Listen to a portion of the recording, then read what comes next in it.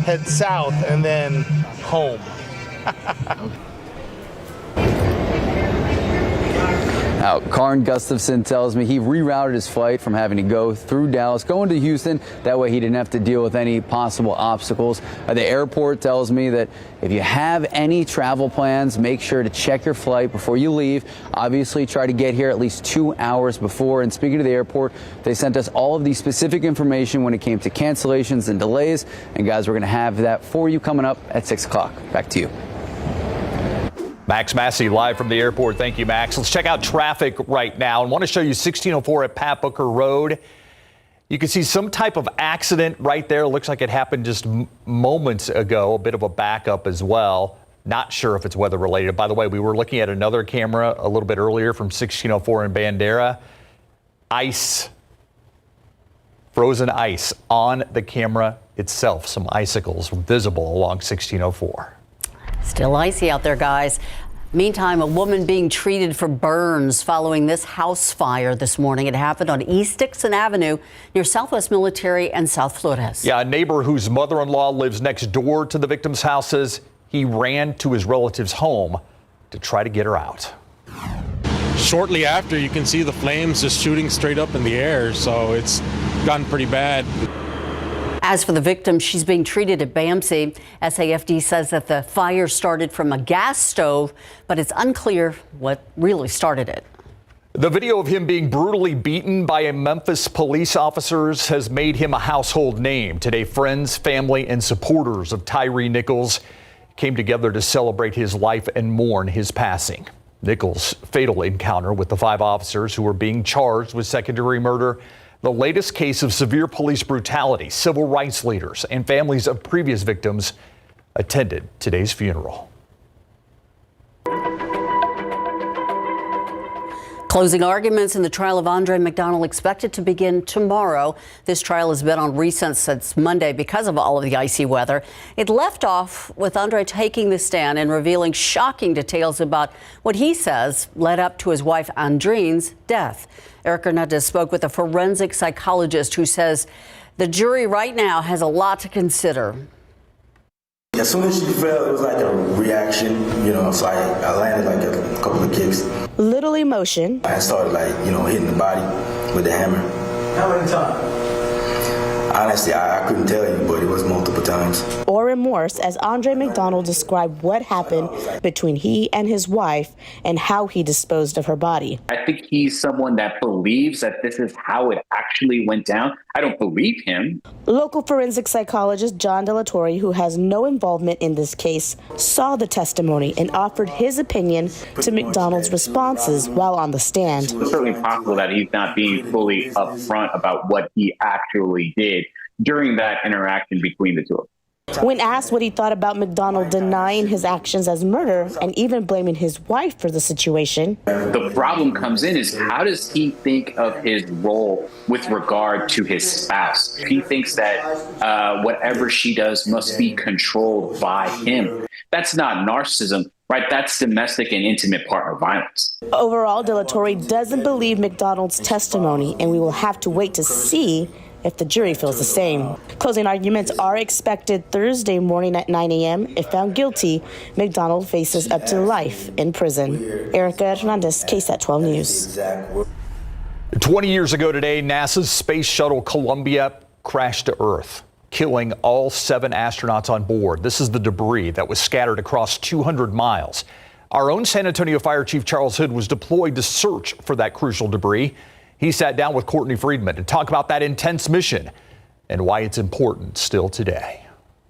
February 1st, 2003 was a tragic day in our nation as news spread of the 7 astronauts killed aboard the Shuttle Columbia. It's just a time to reflect. It's a time to look at the work that we did as far as finding those black boxes, so the space program could move on. San Antonio Fire Chief Charles Hood was working in Phoenix at the time and was deployed to lead an elite search team through dangerous terrain on the Texas-Louisiana border looking for shuttle debris. This little area in the red was where the shuttle went down. We were cautioned when we got there, of course, of snakes, of hogs, of meth labs, of, clandestine pot farms, of hunters, So we were in a very dangerous environment. For 2 weeks, they stood shoulder to shoulder, wading through the dense forest and swampland. We were able to locate the landing gear, pieces of clothing, engine components. We came upon one of the places where one of the astronauts perished.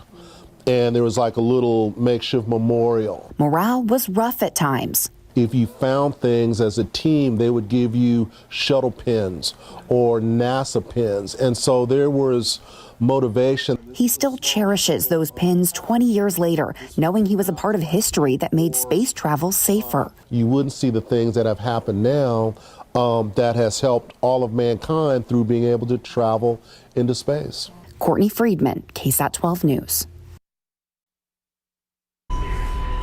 I'm Myra Arthur here in the KSAT 12 newsroom, and here's what we're working on for the news at 6 o'clock today.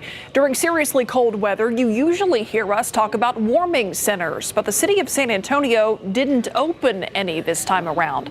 So we wanted to know why, what we found out, and what the city told us about plans going forward to keep people warm. Plus, a KSAT investigates exclusive, a $1.1 million armored truck heist turns out to be an inside job. How evidence gathered by Converse police pointed to the truck's driver. That and more today on the news at 6.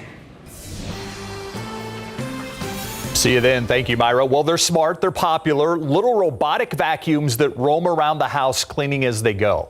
12 on your side's Marilyn Moritz tells us how to get the most out of that RoboVac. Dan Roklowski has one of these robotic picker-uppers roaming his floors. I have a 3-year-old and he is constantly making a mess. So yeah, having a robot vacuum is very nice for picking up after him. Consumer Reports set up this special lab resembling a typical home. They then tested robotic vacuums to see how well they remove dirt and debris and how well they navigate obstacles like cords and carpet fringe. When it comes to getting the most from your robotic vacuum, they say start with the charging station or dock. When you're setting up a dock, you want to ensure it's on a hard level surface without any thick carpets or rugs or uneven surfaces. Even better, give it a 3 to 5 foot clear docking zone on each side. The open space speeds up cleaning and helps the vacuum find and return to the dock. And about that clutter. Robotic vacuums see clutter as obstacles, so they can get trapped in clutter, or things can get stuck in the brush roll, or the robotic vac could run out of battery trying to navigate around clutter. If you're thinking of buying a robotic vacuum, you don't have to spend a fortune. Consumer Reports recommends this one from iRobot. It did an excellent job on bare floors and pet hair. And this model from Eufy is a bargain. It got high marks for cleaning and owner satisfaction. Marilyn Moritz, KSAT 12 News. Looking outside with live cam, murky out there, and in some areas there is ice around, so you still got to be careful. Yeah, and luckily it's mainly just some elevated surfaces. You know, we were talking about it last night, the patio furniture, the tree limbs, the power lines, and that's where it was problematic, the trees and power lines. I'm going to go through some photos here quickly for you. And I love these photos that you submitted. I mean, I don't like the result of them, of course, but the way you can submit them and we can share them with you. This is a front yard, cedar tree down, a little oak limb down there. Luckily it didn't hit the pickup. Okay, I actually came across this just north of 1604, another oak that came down quite a bit, and a cedar tree in New Braunfels. And there was some beauty, let's be honest. There was some beauty to this as well, despite the inconvenience. Peach, frozen peach tree, right? Nice photo there. And there's another example of a frozen peach tree. So that's what we were dealing with across a good chunk of our area today. I want to really stress that from here on forward, we're fine in San Antonio. Nothing to worry about tonight, nothing to worry about tomorrow. I just foresee a few pockets of issues in parts of the hill country where we'll have some patchy icing on those elevated surfaces, a little bit of additional icing in parts of the hill country. But I do think that freezing line is going to be shifting northward through the night. All the rain done. We're dry, I think, by 10 a.m. tomorrow. That's the key takeaway here. Right now, we mainly just have the misty, drizzly nuisance moisture out there. Luckily, we're just enough above freezing, and even a little bit of sunlight through the clouds helped us out quite a bit today to mitigate any further issues from the rain and drizzle that we had throughout the daylight hours. But on the radar, You really can't even see this activity. It's just a little sprinkle action near Leon Springs. Let's get to our futurecast here, and this is important. I'm going to go slowly. Another round of rain expected tonight, and a good portion of us will get it. However, the icing will be confined to some parts of the hill country. I think even farther north than what we saw last night. The purple on the map here indicates where temperatures could drop just enough at to slightly below freezing where we could get some additional icing. We're talking Kerr County, maybe extreme northern Kendall County, Blanco County, of course, Gillespie County, and maybe northern Comal County. I'm thinking north of Canyon Lake even. In the hill country, that patchy overnight icing on elevated surfaces, potentially providing up to, and I think this would be the exception, but up to another 0.2 of an inch of ice. So problems not over with yet on the tree limbs and the power lines for parts of the hill country, especially upper portions of our hill country. The rest of us just seeing rain, but a cold rain. And the road conditions, they're fine right now. They're wet right now. They're just going to be that way. No freeze coming for us tonight. We're not going to see that the wet roads turn into ice. That's not going to happen. 34 right now. That's our air temperature. 36 Hondo, 34 New Braunfels. You get up into the hill country, 30 Bernie, 31 Bandera, Comfort at 30. That's where we could have some of those issues with the temperatures overnight and some elevated surfaces freezing. However, I wouldn't be surprised if many of us rise a degree overnight. Our temperatures rise a little bit. Here's, I think, a good example. Midnight, Bernie up to 33 along with Comfort. Canyon Lake up to 33 degrees. We get to 4 a.m. Temperatures up to 34 degrees. So improvements for most of us overnight tonight, and then by noon tomorrow, we'll finally hit 40. When was the last time we said finally we'll hit 40 degrees?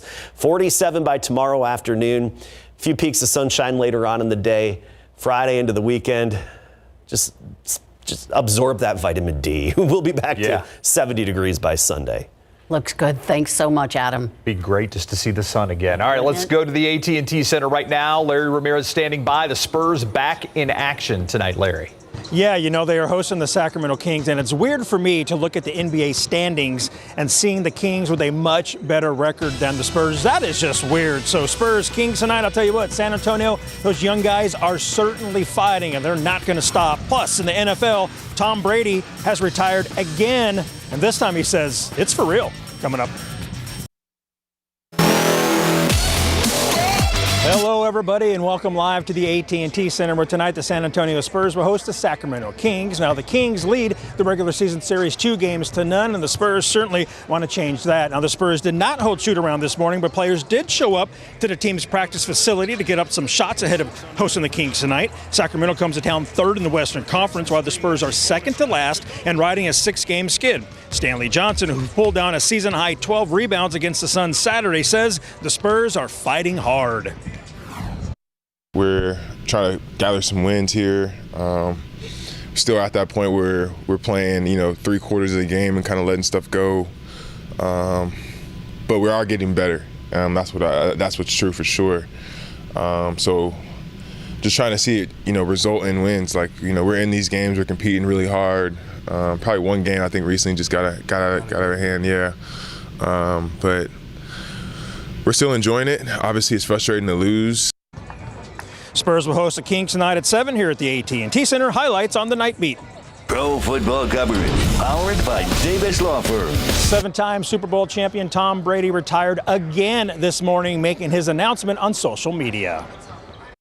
I'm retiring for good. Really, thank you guys so much, to every single one of you, for supporting me, my family, my friends, my teammates, my competitors. I could go on forever. There's too many. Thank you guys for allowing me to live my absolute dream. I wouldn't change a thing. You can certainly hear the emotion in his voice, and he reportedly shot that video near Miami Beach. Guys, back to you. I'm just gonna miss him. Gotta say it. Yeah, he teared up, that's for sure. Thank you, Larry. We'll be right back. Look at our temperature trend. It's finally going upward. 47 tomorrow, near 60 Friday, Saturday, we're back into the 60s, and look at Sunday and Monday. We're talking 70s, and with that will be a lot of sunshine. Just a few parts of the hill country, especially north of Bernie area, north of even Bandera. That's where I think we'll have some issues tonight with elevated surfaces. Thank you, Adam. You could still see a little ice here and there. Yeah, that's the one I was talking about.